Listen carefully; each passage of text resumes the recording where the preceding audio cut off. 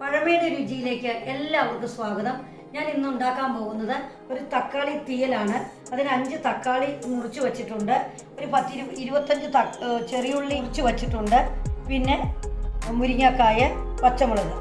മുരിങ്ങക്കായ ഓപ്ഷനാണ്, നിങ്ങൾക്ക് ഉണ്ടെങ്കിൽ ഇടുക, ഇല്ലെങ്കിൽ വേണമെന്ന് നിർബന്ധമില്ല.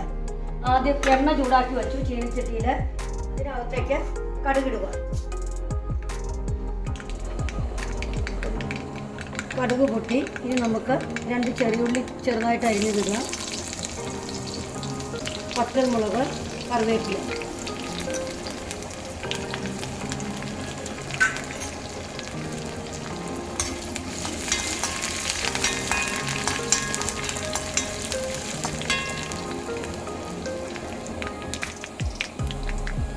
ഉള്ളി മൂത്തു നമുക്ക് 1/4 ടീസ്പൂൺ മഞ്ഞൾപ്പൊടി ഇടാം.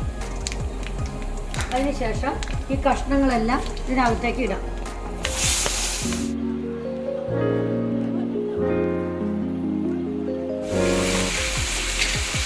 പാകത്തിന് ഉപ്പ്. ഇതിന് വെള്ളം ചേർക്കേണ്ട ആവശ്യമില്ല. ഈ തക്കാളിയുടെ വേവിൽ കിടന്ന് ഈ കഷ്ണങ്ങൾ എല്ലാം വെന്തോളും. ഇത് വേവുമ്പോഴേക്കും നമുക്ക് അരപ്പ് തയ്യാറാക്കാം. അതിന് 1 ബൗൾ തേങ്ങ എടുത്തിട്ടുണ്ട്, അത് ഒന്ന് വറുത്തെടുക്കാം. അത് ഞാൻ ഇതിനകത്തേക്ക് ഇടുവാണ്.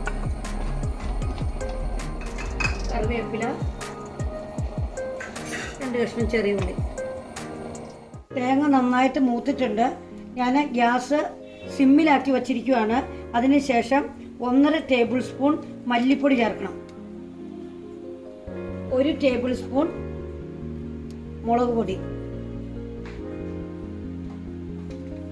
ഈ ഗ്യാസ് നമുക്ക് പെട്ടെന്ന് തന്നെ ഓഫ് ചെയ്യണം, അല്ലെങ്കിൽ അത് കരിഞ്ഞു പോകും. കഷ്ണം വെന്തിട്ടുണ്ട്.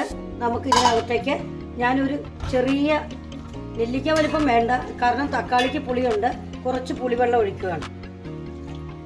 ഇതൊന്നും കൂടി പുളി ഒന്ന് വേവട്ടെ. അരപ്പിടാം നമുക്ക്.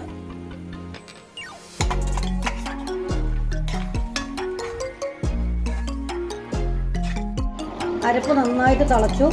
നമുക്കിനി ഗ്യാസ് ഓഫ് ചെയ്യാം.